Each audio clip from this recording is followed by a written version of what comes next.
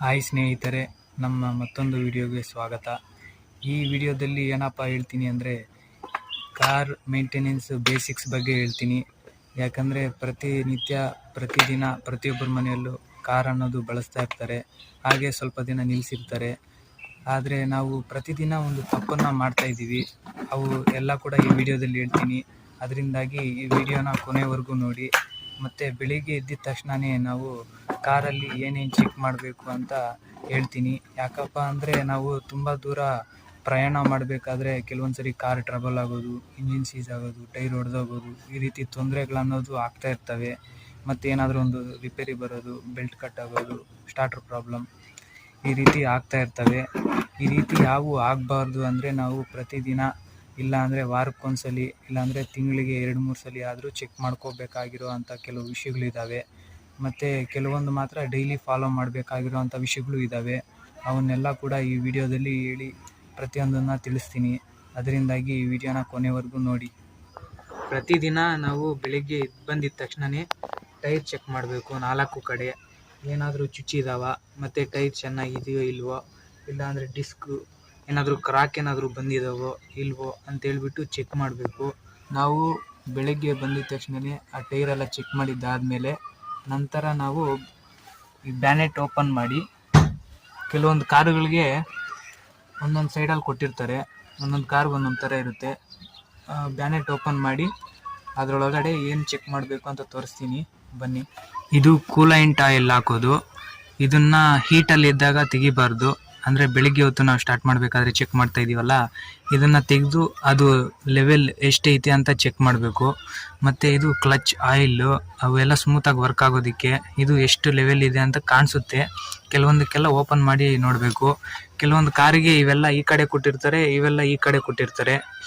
ಆದರೆ ನಾವು ನಮ್ಮ ಕಾರಿಗೆ ಈ ಕಡೆ ಕೊಟ್ಟಿದ್ದಾರೆ, ಇವನ್ನ ಚೆಕ್ ಮಾಡಬೇಕು. ಮತ್ತು ಈ ಕಡೆ ಬ್ಯಾಟ್ರಿ ತುಂಬ ದಿನ ನಿಲ್ಲಿಸಿದರೆ ಬ್ಯಾಟ್ರಿ ಕೂಡ ಡ್ರೈನ್ ಆಗಿಬಿಟ್ಟಿರುತ್ತೆ. ಅದನ್ನು ಚಾರ್ಜ್ ಮಾಡಿಸ್ಕೊಂಡು ಇದು ತಗೊಬಂದು ಇಟ್ಕೋಬೇಕು. ಮತ್ತು ಇಲ್ಲೆಲ್ಲ ಕೂಡ ಚೆಕ್ ಮಾಡಬೇಕು. ಇಂಜಿನ್ನು ಏನಾದರೂ ವೈರಿಂಗ್ ಏನಾದರೂ ಇದಾಗಿದೆಯೋ ಏನೋ ಎತ್ತ ಅಂತ ಒಂದ್ಸರಿ ನೋಡ್ಕೋಬೇಕು.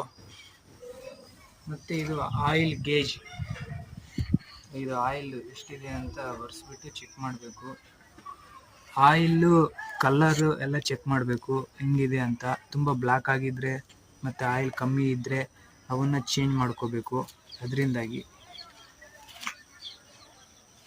ತುಂಬ ದಿನ ಏನಾದರೂ ಗಾಡಿ ಏನಾದರೂ ನಿಲ್ಸಂಗಿದ್ರೆ, ಒಂದು 10 ದಿನ, ಒಂದು ವಾರ ಆ ರೀತಿ ಏನಾದರೂ ನಿಲ್ಸಂಗಿದ್ರೆ ಬ್ಯಾಟ್ರಿ ವೈರು ಒಂದನ್ನಾದರೂ ತೆಗೆದು ಡಿಸ್ಕನೆಕ್ಟ್ ಮಾಡಬೇಕು, ಒಂದನ್ನಾದರೂ ತೆಗೆದು ಬಿಟ್ಬಿಡಬೇಕು. ಇಲ್ಲ ಅಂದರೆ ಅದು ಬ್ಯಾಟ್ರಿ ಕೂಡ ಡೆಡ್ ಆಗೋ ಚಾನ್ಸಸ್ ಇರ್ತವೆ. ಮತ್ತು ಆ ರೀತಿ ತೆಗೆದಿಡೋದ್ರಿಂದ ಬ್ಯಾಟ್ರಿ ಸ್ವಲ್ಪ ಬಾಳಿಕೆನೂ ಜಾಸ್ತಿ ಬರುತ್ತೆ.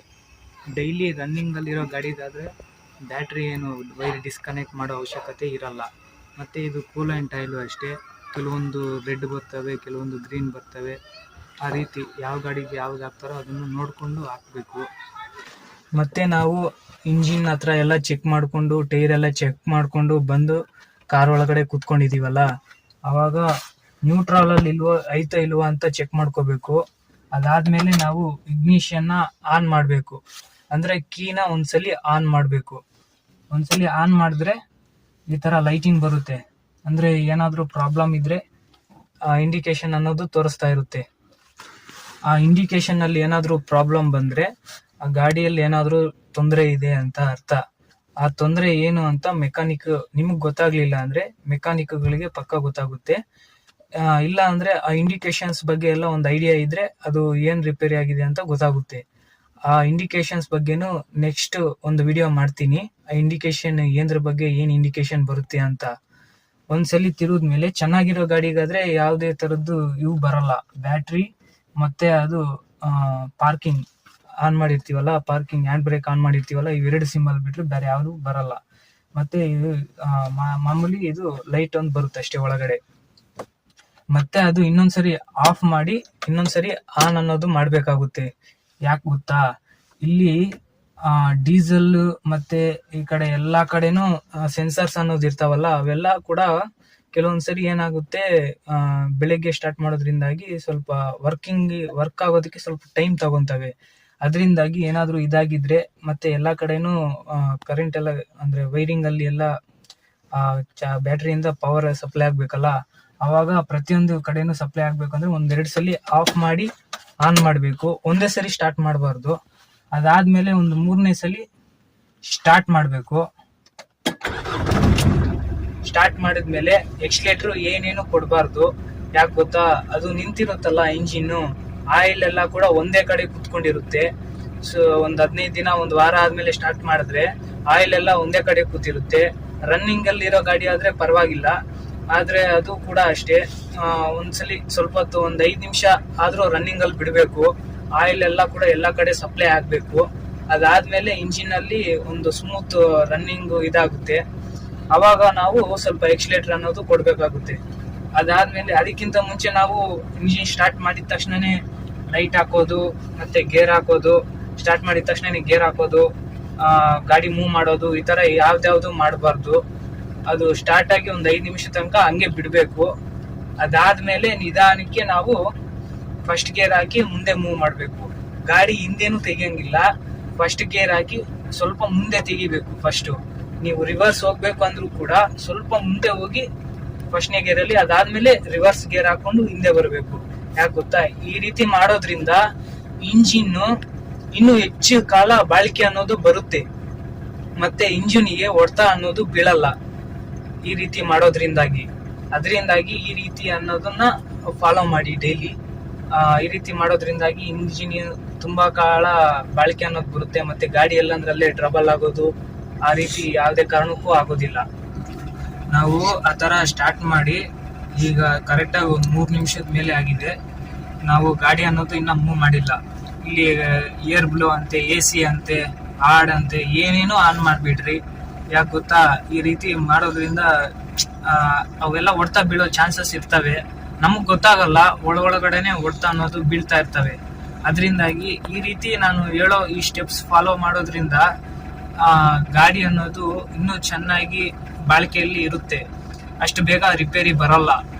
ಈ ರೀತಿ ಎಲ್ಲಾನು ಚೆಕ್ ಮಾಡಿಕೊಂಡು ಒಂದು 5-10 ನಿಮಿಷ ಒಂದು ಗಾಡಿ ಸ್ಟಾರ್ಟ್ ಮಾಡಿ ಹೊರಡೋಕ್ಕಿಂತ ಮುಂಚೆ ಒಂದು ಅರ್ಧ ಗಂಟೆ ಈ ರೀತಿ ಎಲ್ಲ ಚೆಕ್ ಮಾಡಿಕೊಂಡು ಇದು ಮಾಡ್ಕೊಳ್ಳೋದು, ಎಲ್ಲ ಗಾಡಿ ಬಗ್ಗೆ ಎಲ್ಲ ತಿಳ್ಕೊಳ್ಳೋದು ಒಳ್ಳೇದು.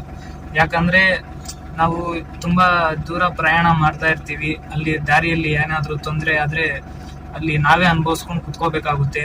ಮತ್ತೆ ಅಲ್ಲಿ ಯಾರು ಬಂದು ನಮಗೆ ಹೆಲ್ಪ್ ಮಾಡೋದು ತುಂಬಾ ರೇರು. ಅದರಿಂದಾಗಿ ಈ ವಿಷಯಗಳನ್ನೆಲ್ಲ ಹೇಳ್ತಾ ಇದ್ದೀನಿ. ಮತ್ತೆ ಈ ಇಂಡಿಕೇಶನ್ಸ್ ಬಗ್ಗೆ ಎಲ್ಲ ಮುಂದಿನ ವಿಡಿಯೋದಲ್ಲಿ ತಿಳಿಸ್ತೀನಿ. ಅಲ್ಲಿ ತನಕ ಈ ಗಾಡಿ ಈಗ ಸ್ಟಾರ್ಟ್ ಆಯ್ತಲ್ಲ, ಅದಾದ್ಮೇಲೆ ನಿಧಾನಕ್ಕೆ ಸ್ವಲ್ಪ ಎಕ್ಸ್ಲೇಟರ್ ಕೊಡ್ತಾ ನೋಡಿ ಎಷ್ಟು ಸ್ಮೂತ್ ಆಗ ಇಂಜಿನ್ ಸೌಂಡ್ ಅನ್ನೋದು ಬರ್ತಿದೆ. ಈ ರೀತಿ ಚೆಕ್ ಮಾಡಿಕೊಂಡು ಅದಾದ್ಮೇಲೆ ನಿಧಾನಕ್ಕೆ ಕ್ಲಚ್ ತುಳಿದು ಫಸ್ಟ್ ಗೇರ್ ಹಾಕಿ ಸ್ವಲ್ಪ ಮುಂದೆ ಮೂವ್ ಮಾಡಿ, ಅದಾದ್ಮೇಲೆ ಹಿಂದೆ ಮೂವ್ ಮಾಡಿದ್ರೆ ಆಗುತ್ತೆ. ಒಂದೇ ಸರಿ ರಿವರ್ಸ್ಗೆ ಹಾಕಬಾರ್ದು. ಅದು ಇಂಜಿನ್ ಏನಾಗುತ್ತೆ, ಅದು ಪರ್ಫಾರ್ಮೆನ್ಸ್ ಅಲ್ಲಿ ಸ್ವಲ್ಪ ವ್ಯತ್ಯಾಸ ಅನ್ನೋದು ಕಾಣಿಸುತ್ತೆ. ಯಾಕಂದ್ರೆ ಇದೇ ಫೀಲ್ಡ್ ಅಲ್ಲೇ ನನಗೆ ಒಂದು 10 ವರ್ಷ ಅನುಭವ ಇದೆ. ಆ ಅನುಭವದ ಮೇಲೆ ಹೇಳ್ತಾ ಇದ್ದೀನಿ. ಮತ್ತೆ ಇದು ಗಾಡಿ ಸರ್ವಿಸ್ ಮಾಡಿಸಬೇಕಾದ್ರೇನು ಅಷ್ಟೇ, ನಾವು ಸರ್ವಿಸು ಎಲ್ಲಾದ್ರೂ ಮಾಡಿಸ್ಬೋದು. ಆದ್ರೆ ನಮ್ಗೆ ಸರ್ವಿಸ್ ಮಾಡಿಸ್ಬೇಕಾದ್ರೆ ನಾವು ಗಾಡಿಯಲ್ಲಿ ಏನೇನ್ ಮಾಡಿಸ್ಬೇಕು ಅಂತ ನಮ್ಗೆ ಗೊತ್ತಿರಬೇಕು. ಅದು ಗೊತ್ತಿದ್ರೆ ನಾವು ಎಲ್ಲಿ ಬೇಕಾದ್ರೂ ಸರ್ವಿಸ್ ಅನ್ನೋದು ಮಾಡಿಸ್ಬೋದು. ಶೋರೂಮ್ಗೆ ಹೋಗಿ ಮಾಡಿಸ್ಬೇಕು ಅಂತ ಏನು ರೂಲ್ಸ್ ಇಲ್ಲ. ಏನು ಗೊತ್ತಾ, ಡೀಸೆಲ್ ಫಿಲ್ಟ್ರು, ಆಯಿಲ್ ಫಿಲ್ಟ್ರು, ಮತ್ತೆ ಗಾಡಿಯಲ್ಲಿರೋ ಆಯಿಲ್, ಬ್ರೇಕ್ ಲೈನರು, ಮತ್ತೆ ಅಲ್ಲಿ ಏನಾದರೂ ಕೆಲವೊಂದು ಕಡೆ cool and oil supply pipes, ಮತ್ತೆ ಕೆಲವೊಂದು ವೈರಿಂಗ್ಸ್, ಮತ್ತೆ ಇವು ಇಂಜಿನ್ ಬೆಲ್ಟ್ಗಳೆಲ್ಲ ಬರ್ತಾವಲ್ಲ, ಫ್ರಂಟ್ ವೀಲ್ ಡ್ರೈವ್ ಆದರೆ ಬೆಲ್ಟ್ಗಳೆಲ್ಲ ಬರ್ತವೆ, ಬ್ಯಾಕ್ ವೀಲ್ ಆದರೂ ಕೂಡ ಆಕ್ಸೆಲ್ ಅನ್ನೋದು ಬರ್ತವೆ. ಇವೆಲ್ಲ ಕೂಡ ಚೆಕ್ ಮಾಡಿಸ್ಬೇಕು. ಮತ್ತು ಇದು ಟೈರ್ಸ್ ಇವೆಲ್ಲ ಕೂಡ ಚೆಕ್ ಮಾಡಿಕೊಂಡು ಸರ್ವಿಸ್ ಅನ್ನೋದನ್ನ ಮಾಡಿಸ್ಬೇಕು. ಒಂದು ಸರ್ವಿಸು ನೀವು ಮಾಡಿಸ್ತಾ ಇದ್ದೀರಾ ಅಂದರೆ, ಒಂದು ಗಾಡಿ ಅಂದರೆ ಈ ಕಾರು ಇಷ್ಟು ಕಿಲೋಮೀಟ್ರಿಗೆ ಒಂದು ಸರ್ವಿಸ್ ಅನ್ನೋದು ಮಾಡಿಸ್ತೀರಲ್ವಾ, ಆವಾಗ ಆಯಿಲ್ ಫಿಲ್ಟ್ರು, ಡೀಸೆಲ್ ಫಿಲ್ಟ್ರು, ಮತ್ತು air filter, oil, clutch oil, coolant, ಮತ್ತು ಇಂಜಿನ್ ಆಯಿಲು, ಮತ್ತು ಸುತ್ತಮುತ್ತಲ ಇರೋ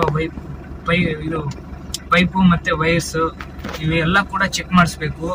ಮತ್ತೆ ಇವು ಲೈಟ್ಸ್ ಎಲ್ಲ ಕೂಡ ಚೆನ್ನಾಗಿ ಬರ್ತಿದೆಯೋ ಎಲ್ಲ ಕೂಡ ವೈರಿಂಗ್ ಎಲ್ಲ ಚೆಕ್ ಮಾಡಿಸ್ಬೇಕು. ಮತ್ತೆ ಬ್ಯಾಟ್ರಿಗೆ ರೀಚಾರ್ಜ್ ಆಗೋ ಡೈನಾಮೋ, ಸ್ಟಾರ್ಟ್ರು ಇವೆಲ್ಲ ಕಂಪಲ್ಸರಿ ಚೆನ್ನಾಗಿದಾವೋ ಇಲ್ವೋ ಅಂತ ಒಂದ್ಸರಿ ಚೆಕ್ ಮಾಡಬೇಕು. ಮತ್ತೆ ಬ್ರೇಕ್ ಪ್ಯಾಡ್ಸ್ ಅಂದ್ರೆ ಈಗ ಡಿಸ್ಕ್ ಬ್ರೇಕ್ಸ್ ಬರ್ತಿದಾವಲ್ಲ ಎಲ್ಲದಕ್ಕೂ, ಅವೆಲ್ಲ ಕೂಡ ಹಿಂಗೆ ಬ್ರೇಕ್ ಡಿಸ್ಕ್ ಎಷ್ಟು ದಪ್ಪ ಇದೆ ಅಂತ ಅವನ್ನೆಲ್ಲ ಚೆಕ್ ಮಾಡ್ಕೊತಾ ಇರಬೇಕು. ಮತ್ತೆ ಅಲ್ಲಿ ಎಲ್ಲಿ ತಿಂತಿದೆ ಬ್ರೇಕ್ ಪ್ಯಾಡ್ ಅನ್ನೋದು ಕೂಡ ಚೆಕ್ ಮಾಡಿಕೊಂಡು ಚೇಂಜ್ ಮಾಡಿಸ್ಕೋಬೇಕಾಗುತ್ತೆ. ಈ ರೀತಿ ಸರ್ವಿಸ್ ಮಾಡಿಸಬೇಕಾದ್ರೆ ಇವನ್ನೆಲ್ಲ ಚೆಕ್ ಮಾಡಿಕೊಂಡು ಸರ್ವಿಸ್ ಮಾಡಬೇಕು, ಅಂದ್ರೆ ಸರ್ವಿಸ್ಗೆ ಬಿಡಬೇಕು. ಅಂದ್ರೆ ಕೆಲವ್ರು ಏನ್ ಮಾಡ್ತಾರೆ, ಗೊತ್ತಿಲ್ದಿರೋ ಇರೋರು ಎಲ್ಲೋ ಈ ತರ ಸರ್ವಿಸಿಗೆ ಬಿಟ್ಟಿರ್ತಾರೆ. ಕೆಲವೊಂದು ಏನೇನೋ ಹಾಕಿರ್ತಾರೆ, ಏನೇನೋ ಹಾಕಿರಲ್ಲ, ಕೆಲವೊಂದು ಹಾಕಿರ್ತಾರೆ, ಕೆಲವೊಂದು ಹಾಕಿರಲ್ಲ. ನೆಗ್ಲೆಕ್ಟ್ ಜಾಸ್ತಿ ಮಾಡಿ ಮೆಕ್ಯಾನಿಕ್ಗಳು ಹೆಂಗ್ ಬೇಕೋ ಹಂಗೆ ರಿಪೇರಿ ಮಾಡಿ ಕೊಟ್ಟಿರ್ತಾರೆ ನಿಮಗೆ.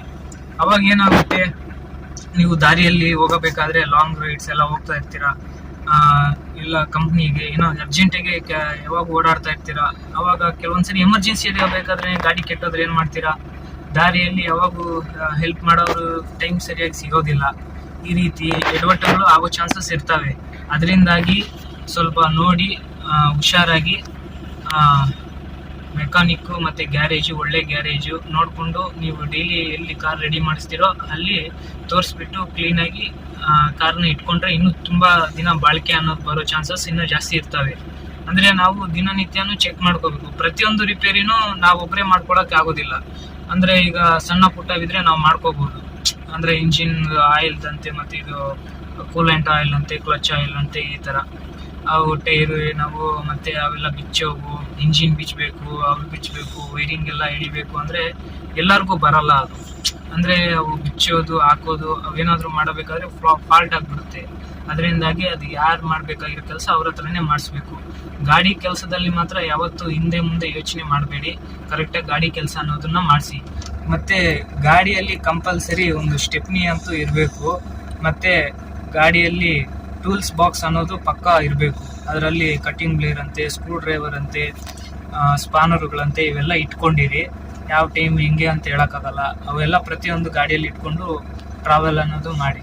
ಸ್ಟೆಪ್ನಿ ಜಾಕ್ ಏರಿಸೋದು ಮತ್ತು ಇಳಿಸೋದು, ಅದು ಬೋಲ್ಟ್ಗಳೆಲ್ಲ ಬಿಚ್ಚೋದು, ಅವೆಲ್ಲ ಪ್ರತಿಯೊಂದನ್ನ ಕಾರಲ್ಲಿ ಇದಾವೋ ಇಲ್ವೋ ಅಂತ ಚೆಕ್ ಮಾಡ್ಕೊಳ್ಳಿ. ಪ್ರತಿಯೊಂದು ಕಾರಲ್ಲೂ ಇರಲೇಬೇಕವು. ಮತ್ತು ಎಲ್ಲಾದರೂ ರಾತ್ರಿಯಲ್ಲಿ ಪ್ರಯಾಣ ಮಾಡಬೇಕಾದ್ರೆ ನಿಂತೋದ್ರೆ ತುಂಬ ಕಷ್ಟ ಆಗುತ್ತೆ. ಇವೆಲ್ಲ ಇದ್ದರೆ ಈ ಥರ ಸಮಸ್ಯೆಗಳು ಯಾವುದು ಬರೋದೇ ಇಲ್ಲ. ಗಾಡಿ ಕೆಲಸ ಮಾಡಿಸಬೇಕಾದ್ರೂ ಅಷ್ಟೇ. ವೈರಿಂಗ್ ಕೆಲಸ ಏನಾದರೂ ಇದ್ದರೆ ಎಲೆಕ್ಟ್ರಿಷಿಯನ್ ಹತ್ರ ಮಾಡಿಸಿ. ಮತ್ತು ಇಂಜಿನ್ ಕೆಲಸ ಅಂತೆ ಮತ್ತು ಬೇರೆ ಏನಾದರೂ ಕೆಲಸ ಏನಾದರೂ ಇದ್ದರೆ ಅವೆಲ್ಲ ಕೂಡ ಮೆಕ್ಯಾನಿಕ್ ಹತ್ರ ಮಾಡಿಸಿ. ಅವರು ಕರೆಕ್ಟಾಗಿ ಮಾಡ್ತಾರೆ ಕೆಲಸ. ಮೆಕ್ಯಾನಿಕ್ ಹತ್ರ ಹೋಗ್ಬಿಟ್ಟು ವೈರಿಂಗ್ ಕೆಲಸ ಹೇಳಿದ್ರೆ ಕೆಲವರು ಕಲ್ತಿರ್ತಾರೆ, ಅವ್ರು ಮಾಡ್ತಾರೆ. ಆದರೆ ಎಲ್ಲರೂ ಅದೇ ಥರ ಇರಲ್ಲ. ಕೆಲವರು ವೈರಿಂಗ್ ಕೆಲಸ ವೈರಿಂಗ್ ಮಾಡ್ತಾರೆ, ಮೆಕ್ಯಾನಿಕ್ ಕೆಲಸ ಮೆಕ್ಯಾನಿಕ್ ಮಾಡ್ತಾರೆ. ಡೈನಾಮೋ, ಸ್ಟಾರ್ಟ್ರು ಮತ್ತು ಲೈಟ್ಸಿಂದು, ಇಂಟಿ ಒಳಗಡೆ ಎಲ್ಲ ಲೈಟ್ಸಿದು ಮತ್ತು ಎ ಸಿದು ಇವೆಲ್ಲ ಕೂಡ ಎಲ್ಲ ಎಲೆಕ್ಟ್ರಿಷಿಯನ್ಸ್ ಮಾಡೋ ಕೆಲಸಗಳು ಇವೆಲ್ಲ. ಇಂಜಿನ್ ಕೆಲಸ, ಸುತ್ತ ಇರೋ ಪೈಪ್ಸು ಕಲೆಕ್ಷನ್ಸ್ ಇವೆಲ್ಲ ಕೂಡ ಮೆಕ್ಯಾನಿಕ್ಗಳು ಮಾಡೋ ಕೆಲಸ. ಮತ್ತು ಈ ಟೈರು ಪಂಚರ್ ಆದರೆ ಇವೆಲ್ಲ ಕೂಡ ಪಂಚರ್ ಶಾಪ್ ಅವ್ರು ಮಾಡೋ ಕೆಲಸ. ಯಾರ ಕೆಲಸ ಅವ್ರ ಹತ್ರನೇ ಮಾಡಿಸಿ. ಎಲ್ಲ ಕೆಲಸನೂ ಒಬ್ಬರ ಹತ್ರನೇ ಬಿಡಬೇಡಿ. ಮತ್ತು ಅವೆಲ್ಲ ಕೂಡ ಎಡವಟ್ಟುಗಳಾಗ್ತವೆ. ಮತ್ತು ಡೀಸೆಲ್ಲು ಅಷ್ಟೇ, ಕಾರಲ್ಲಿ ಒಂದು 5 ಲೀಟ್ರ್ಗಿಂತ ಜಾಸ್ತಿನೇ ಇಟ್ಕೊಂಡಿರಿ. ಅಂದರೆ ಮ್ಯಾಕ್ಸಿಮಮ್ 5 ಲೀಟ್ರ್ಗಿಂತ ಜಾಸ್ತಿನೇ ಇರಬೇಕು ಕಾರಲ್ಲಿ. ಯಾಕಂದರೆ ಇದು ಅಷ್ಟು ಕನ್ಸ್ಯೂಮ್ ಮಾಡುತ್ತೆ. ಒಂದು 2 ಲೀಟ್ರ್ ಬರೀ ಸಪ್ಲೈಯಿಂಗ್ ಪೈಪುಗಳಲ್ಲೇ ಇರ್ತವೆ. ಒಂದು 2 ರಿಂದ 3 ಲೀಟ್ರ್ ಅಷ್ಟು, ಬರೀ 2 ಲೀಟ್ರ್ ಅಷ್ಟು ಮಾತ್ರನೇ ನಾವು ಸಪ್ಲೈ ಮಾಡೋದಕ್ಕೆ. ಪಂಪ್ ಅದು ಡೀಸೆಲ್ ಫಿಲ್ಟ್ರಲ್ಲೇ 1 ಲೀಟ್ರ್ ಇರುತ್ತೆ. ಅಂದರೆ ಪಂಪಲ್ಲಿ ಪೈಪುಗಳಲ್ಲಿ ಒಂದು 2 ಲೀಟ್ರ್ ಇದ್ದರೆ ಪಂಪಲ್ಲಿ 1 ಲೀಟ್ರ್ ಇರುತ್ತೆ. ಈ ರೀತಿ ಒಂದು 3 ಲೀಟ್ರ್ ಅಲ್ಲೇ ಇದಾಗಿರುತ್ತೆ. ಅಂದರೆ ಒಂದು 5 ಲೀಟ್ರ್ಗಿಂತ ಜಾಸ್ತಿ ಡೀಸೆಲ್ ಅನ್ನೋದನ್ನು ಮೈಂಟೈನ್ ಮಾಡಿಕೊಂಡು ಇರಬೇಕು. ಮತ್ತು ಸರ್ವಿಸ್ ಮಾಡಿಸಬೇಕಾದ್ರೆ ಇವು ಪವರ್ ವಿಂಡೋಸ್ ಆದರೆ ಇವಕ್ಕೆ ಗ್ಲಾಸಲ್ಲೆಲ್ಲ ಕೂಡ ಇವು ಬರ್ತವೆ. ಅವಕ್ಕೆಲ್ಲ ಕೂಡ ಕ್ಲೀನಾಗಿ ಇದು ಮಾಡಿಸ್ಬೇಕು. ಇಲ್ಲ ಅಂದರೆ ಇವು ಸ್ಕ್ರ್ಯಾಚಸ್ ಎಲ್ಲ ಆಗೋ ಚಾನ್ಸಸ್ ಇರ್ತವೆ. ಪವರ್ ವಿಂಡೋಸ್ ಆದರೂ ಸರಿ, ನಾರ್ಮಲ್ ವಿಂಡೋಸ್ ಆದರೂ ಸರಿ, ಹಿಂಗೆ ಅಪ್ ಆ್ಯಂಡ್ ಡೌನ್ ಮಾಡಬೇಕಾದ್ರೆ ಇವು ಸ್ಕ್ರ್ಯಾಚಸ್ ಬರೋ ಚಾನ್ಸಸ್ ಎಲ್ಲ ಇರ್ತವೆ. ಮತ್ತು ನೀವು ಕಾರ್ ನಿಲ್ಲಿಸಬೇಕಾದ್ರೆ ಕಾರ್ ಮೇಲೆ ಏನಾದರೂ ಒಚ್ಚಬೇಕು. ಅಂದರೆ ಬಿಸಿಲಲ್ಲಿ ತುಂಬ ಬಿಸಿಲಿದ್ರೆ ಏನಾದರೂ ಕಾರ್ ಮೇಲೆ ಒಚ್ಚಲೇಬೇಕು. ಇಲ್ಲ ಅಂದರೆ ನಿಮ್ಮದು ಬೇರೆ ಕಲರ್, ಬ್ಲ್ಯಾಕ್ ಕಲರ್ ಅಂದರೆ ಇದು ಬ್ಲೂ ಕಲರ್, ಆ ಥರ ಕಲರ್ಗಳು ಬೇಗ ಹಾಳಾಗಿ ಹೋಗ್ತವೆ. ವೈಟ್ ಕಲರ್ ಆದರೆ ಅದು ಆ ಸೂರ್ಯನ ಬೆಳಕೇನೈತಲ್ಲ ಅದು ಅಬ್ಜರ್ಪ್ಷನ್ ಮಾಡ್ಕೊಳ್ತದೆ. ಅಂದರೆ ಅದು ಹೀರ್ಕೊಳ್ಳುತ್ತೆ, ಮತ್ತೆ ಅದು ಬಿಡೋದಿಲ್ಲ. ಅಂದ್ರೆ ಅದಕ್ಕೆ ಹೊಡ್ತಾ ಬೀಳಲ್ಲ. ವೈಟ್ ಕಲರ್ಗೆ ಯಾವುದೇ ಕಾರಣಕ್ಕೂ ಹೊಡ್ತಾ ಅನ್ನೋದು ಬೀಳಲ್ಲ. ಯಾವಾಗ ಇದು ಬ್ಲಾಕ್, ಬ್ಲೂ ಈ ತರ ಕಲರ್ಸ್ ಚೇಂಜ್ ಆಗ್ತಾ ಹೋಗ್ತಾವೋ, ರೆಡ್ ಅಂತೆ ಈ ತರ, ಅವಾಗ ಆ ಸೂರ್ಯನ ಬೆಳಕಿಗೆ ಆ ಕಲರ್ ಅನ್ನೋದೆಲ್ಲ ಕೂಡ ಶೇಡ್ ಆಗ್ತಾ ಹೋಗುತ್ತೆ, ಹೋಗ್ಬಿಡುತ್ತೆ ಕಲರ್ ಎಲ್ಲ ಈ ರೀತಿ. ಮತ್ತೆ ಇದು ಒಳಗಡೆ ಎಲ್ಲ ಕೂಡ ಕ್ಲೀನ್ ಮಾಡ್ಕೊಂತ ಇರ್ಬೇಕು. ಇಲ್ಲಿ ಮ್ಯಾಟ್ಸ್ ಅಂತೆ ಅವು ಇವು ಎಲ್ಲ ಇರ್ತಾವೆ, ಅವೆಲ್ಲ ಕೂಡ ಕ್ಲೀನ್ ಮಾಡ್ತಾ ಇರ್ಬೇಕು. ಕ್ಲೀನ್ ಮಾಡ್ಕೊಂಡು ಕ್ಲೀನ್ ಆಗಿ ಇಟ್ಕೋಬೇಕು. ಯಾಕಂದ್ರೆ ಕಾರಲ್ಲಿ ಆತರ ಗಲೀಜು ಹಾಗೂ ಇರೋದ್ರಿಂದಾಗಿ ಕೆಟ್ಟ ಸ್ಮೆಲ್ ಬರುತ್ತೆ. ಗಾಡಿ ಓಡಿಸಬೇಕಾದ್ರೆ ನಮಗೆ ಇಂಟ್ರೆಸ್ಟ್ ಅನ್ನೋದು ಹೋಗ್ಬಿಡುತ್ತೆ. ಅದರಿಂದಾಗಿ ಮತ್ತೆ ಫುಲ್ ಗ್ಲಾಸ್ ಎಲ್ಲ ಫುಲ್ ಏರ್ಸ್ಬಿಡ್ಬೇಕು. ಯಾಕಂದ್ರೆ ಏನಾದ್ರು ಹಾವು ಪಾವು ತುಂಬಾ ದಿನ ಏನಾದ್ರು ನಿಲ್ಸಂಗಿದ್ರೆ ಹಾವು ಪಾವು ಎಲ್ಲ ಬಂದು ಸೇರ್ಕೊಬಿಡ್ತವೆ ಕಾರಲ್ಲಿ. ಅದರಿಂದಾಗಿ ಫುಲ್ ಗ್ಲಾಸ್ ಎಲ್ಲ ಏಳ್ಸಿರ್ಬೇಕು. ಸ್ವಲ್ಪ ಮಾತ್ರ ಬೇಸಿಗೆಯಲ್ಲಿ ಮಾತ್ರ ಸ್ವಲ್ಪ ಇಳಿಸಿರ್ಬೇಕು, 1 ಇಂಚ್ ಅಷ್ಟು ಇಳಿಸಿರ್ಬೇಕು. ಯಾಕಂದ್ರೆ ಅದು ಗಾಳಿ ಒಳಗಡೆ ಎಲ್ಲ ಇದಾಗ್ಬೇಕು. ಮತ್ತೆ ನಾವು ಕಾರ್ ಸ್ಟಾರ್ಟ್ ಮಾಡಿದ ತಕ್ಷಣನೇ ಏನ್ ಮಾಡ್ಬೇಕು ಗೊತ್ತಾ, AC ಆನ್ ಮಾಡಬಾರದು. ಎಲ್ಲಾ ಕಡೆನೂ ಗ್ಲಾಸ್ ಇಳಿಸ್ಬಿಡ್ಬೇಕು. ಒಂದು ಫ್ರೆಶ್ ಗಾಳಿ ಅನ್ನೋದು ಒಳಗಡೆ ಬಿಡ್ಬೇಕು. ಒಳಗಡೆ ಇರೋ ಗಾಳಿ ಎಲ್ಲ ಈಚೆ ಹೋಗ್ಬಿಡ್ಬೇಕು. ಆ ರೀತಿ ನಾವು ನೋಡ್ಕೋಬೇಕು. ಮತ್ತೆ ವಾಟರ್ ವಾಶ್ ಮಾಡಿಸಬೇಕಾದ್ರೆ ಒಳಗಡೆ ಎಲ್ಲ ವಾಟರ್ ವಾಶ್ ಮಾಡಿಸ್ಬಾರ್ದು. ಅದಕ್ಕೆ ಸಪರೇಟ್ ಒಂದು ಇದು ಬರುತ್ತೆ, ಅದನ್ನ ಮಾಡಿಸ್ಬೇಕು. ಕೆಲವರು ವಾಟರ್ ವಾಶ್ ಮಾಡೋ ಕಡೆ ಇಂಟೀರಿಯರ್ ಒಳಗಡೆ ಎಲ್ಲ ಕ್ಲೀನ್ ಮಾಡೋದಕ್ಕೆ ಕೆಲವೊಂದು ಇವನ್ನ ಪ್ರೊವೈಡ್ ಮಾಡ್ತಾರೆ. ಕೆಲವ್ರು ಏನ್ ಮಾಡ್ತಾರೆ, ಒಳಗಡೆನೂ ನೀರು ಹೊಡೆದ್ ಬಿಡ್ತಾರೆ. ಆತರ ಮಾಡಬಾರ್ದು. ಅವಕ್ಕೆ ಸಪರೇಟ್ ಒಂದು ಇರ್ತಾರೆ, ಪ್ರೊಫೆಷನಲ್ಸ್ ಇರ್ತಾರೆ. ಅವ್ರ ಹತ್ರ ಮಾಡ್ಸಂಗಿದ್ರೆ ಇಂಟೀರಿಯರ್ ಮಾತ್ರ ಮಾಡಿಸ್ಬೇಕು. ಮತ್ತೆ ಹೊರಗಡೆ ವಾಶ್ ಮಾಡಂಗಿದ್ರೆ ಈಚೆಗಡೆ ಮಾತ್ರ ವಾಟರ್ ವಾಶ್ ಮಾಡ್ಬೇಕು ಅಷ್ಟೇ. ಒಳಗಡೆ ಎಲ್ಲ ಮಾಡಂಗಿಲ್ಲ. ಈ ರೀತಿ ಕಾರ್ನ ನೋಡ್ಕೊಂಡು ಹುಷಾರಾಗಿ ಮೇಂಟೈನ್ ಮಾಡ್ಕೋಬೇಕು. ಓಕೆ ಫ್ರೆಂಡ್ಸ್, ಈಗಲೇ ನಾನು ತುಂಬಾ ಲೆಂತ್ ವಿಡಿಯೋ ಆಗ್ಬಿಡ್ತು ಇದು. ಮುಂದಿನ ವಿಡಿಯೋದಲ್ಲಿ ಇದಕ್ಕಿಂತ ಚೆನ್ನಾಗಿರೋ ಇನ್ಫಾರ್ಮೇಶನ್ ಇರೋಂಥ ವಿಡಿಯೋನ ತರ್ತೀನಿ. ಅಲ್ಲಿ ತನಕ ನಮ್ಮ ಚಾನಲ್ನಲ್ಲಿರೋ ಇನ್ನೂ ಕೆಲವೊಂದು ವಿಡಿಯೋಸ್ ಇದ್ದಾವೆ, ಅವನ್ನೆಲ್ಲ ಒಂದ್ಸರಿ ನೋಡಿ. ಅವನ್ನೆಲ್ಲ ನೋಡಿದ ಮೇಲೆ ನಿಮಗೆ ನಮ್ಮ ಚಾನಲ್ಲು ಇಷ್ಟ ಆದರೆ ಲೈಕ್ ಮಾಡಿ, ಮತ್ತು ನಮ್ಮ ಚಾನಲನ್ನು ಸಬ್ಸ್ಕ್ರೈಬ್ ಮಾಡಿಕೊಂಡು ಪಕ್ಕದಲ್ಲಿರೋ ಬೆಲ್ ಬಟನ್ ಆ್ಯಕ್ಟಿವೇಟ್ ಮಾಡಿಕೊಂಡ್ರೆ ಈ ಥರ ಇನ್ನೂ ಇನ್ಫಾರ್ಮೇಷನ್ ಇರೋ ವಿಡಿಯೋಸ್ ಎಲ್ಲ ಕೂಡ ನಾನು ಮಾಡ್ತಾ ಇರ್ತೀನಿ. ಅದು ನೋಟಿಫಿಕೇಶನ್ ಅನ್ನೋದು ನಿಮ್ಗೆ ಬರುತ್ತೆ. ಓಕೆ ಫ್ರೆಂಡ್ಸ್, ನಿಮ್ಮ ಫ್ರೆಂಡ್ಸ್ ಎಲ್ಲರಿಗೂ ಈ ವಿಡಿಯೋ ನಿಮಗೆ ಇಷ್ಟ ಆದರೆ ನಿಮ್ಮ ಫ್ರೆಂಡ್ಸ್ಗೂ ಶೇರ್ ಮಾಡಿ. ಅವ್ರಿಗೂ ಈ ಥರ ಕಾರ್ ಏನಾದರೂ ಇದ್ದರೆ ಅವ್ರಿಗೂ ಸ್ವಲ್ಪ ಯೂಸ್ ಆಗುತ್ತೆ, ಅವ್ರಿಗೂ ಸ್ವಲ್ಪ ನಾಲೆಜ್ ಬರುತ್ತೆ. Okay friends, thank you for watching. See you in the next video.